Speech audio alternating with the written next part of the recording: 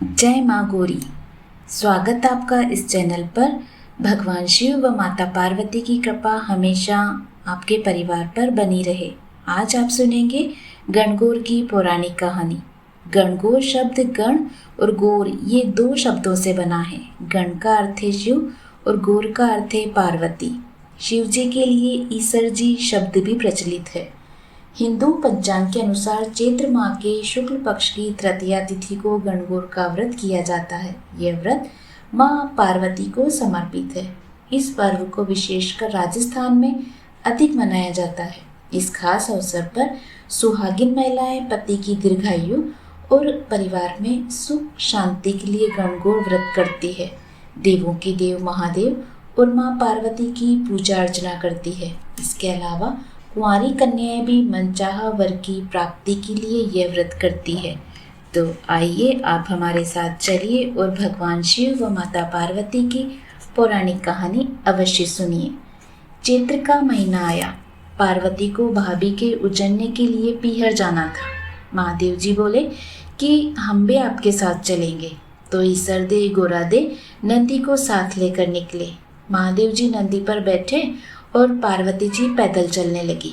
तो लोग कहने लगे, देखो आदमी तो सवारी पर बैठा है, औरत को पैदल चला रहा है। महादेव जी उतरे, पार्वती को नंदी पर बिठाया। यह देख लोग कहने लगे, देखो औरत सवारी पर बैठी है और पति पैदल चल रहा है। ऐसा सुन पार्वती उतर गई और दोनों पैदल चलने लगे। साथ में नंदी भी चलने लगा। अब लोग बोले, देखो वाहन होते हुए भी दोनों पैदल चल रहे हैं। तो ईसर गोरादेव दोनों नंदी पर बैठ गए। लोग बोले, देखो छोटे से जीव पर दोनों जने बैठे हैं। पार्वती बोली, भगवान दुनिया कैसी है, नंदी पर बैठने नहीं देती और पैदल चलने नहीं देती। ईसर जी बोले, पार्वती ये संसार है, यहाँ ऐसा ही होता है। आगे गए तो एक गाय उठती बैठती बेचैन हो रही थी।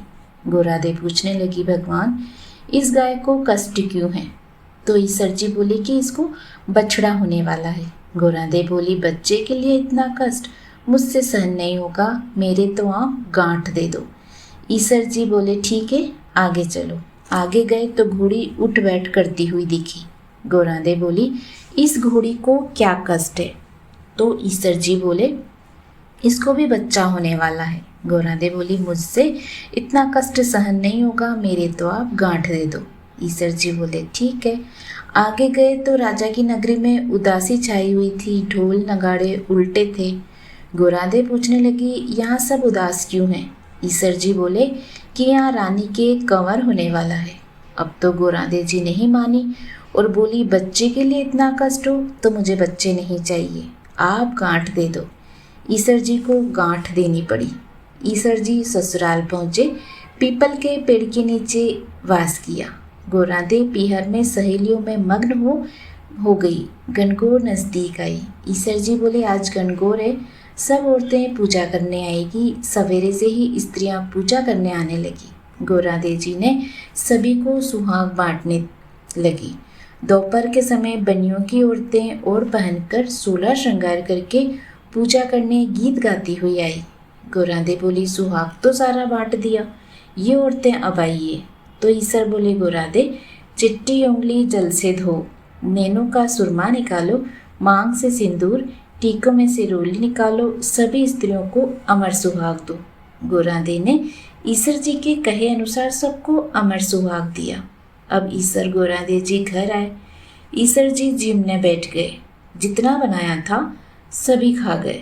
अब गोरादेव जिमने बैठी तो माँ बोली, बेटी मैं थोड़ा भोजन और बनाती हूँ। तो बेटी बोली, माँ मैं तो बेटी हूँ, कुछ भी खा लूँगी। और गोरादेव ने जो बचा हुआ था वही खा लिया और लोटा भरकर पानी पी लिया। माँ ने उसे सीख दी और वहाँ से निकलकर ईसर गोरादेव पीपल के नीचे आ गए। ठंडी छाँव में थकी हुई पार्वती जी को नींद आ गई। पार्वती जी जागी तो ईसर जी ने पूछा, गोरादेव आपने क्या क्या जीमा? गोरादेव बोली, ईसर जी जो आपने जीमा वही हमने जीमा। ईसर जी कहने लगे, पार्वती सच बताओ। गोरादेव बोली, महादेव आज तो आपने किया, लेकिन आगे से ऐसा मत करना। बोली, रसोई में जो था माँ ने वही जिमाया, माँ भेद थोड़े करेगी। पीहर की बात ससुराल में और ससुराल की बात पीहर में नहीं कहनी चाहिए। पार्वती इतना बोली और ईसर गोरादे जी कैलाश पर्वत के लिए रवाना हो गए। आगे देखा, राजा के यहाँ शहनाई बज रही थी, लोग खुशियां मना रहे थे। रानी बहुत खुश थी।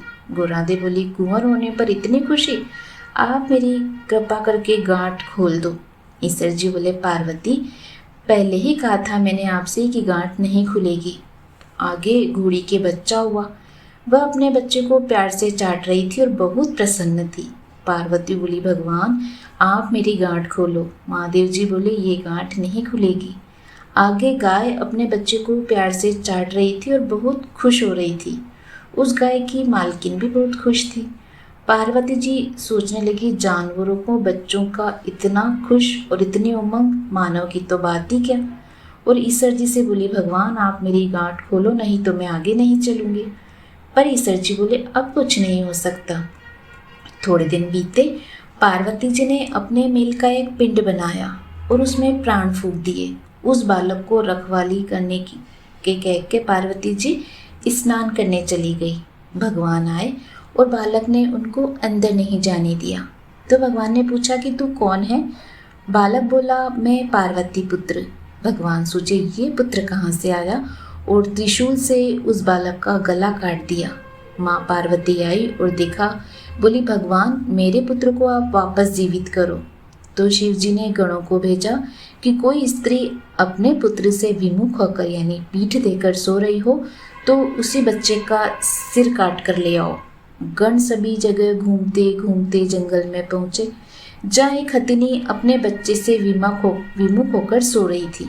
गण उसका सिर काट कर ले आए।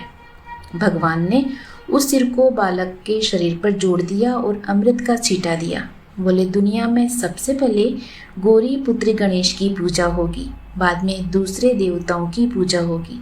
हे गणगौर माता, सबको अखंड सुहाग देना, सभी के सुहाग की रक्षा करना। हे गणगौर, हे गणेश जी भगवान, सबकी मुरादें पूरी करना। जय माँ गौरी। धन्यवाद।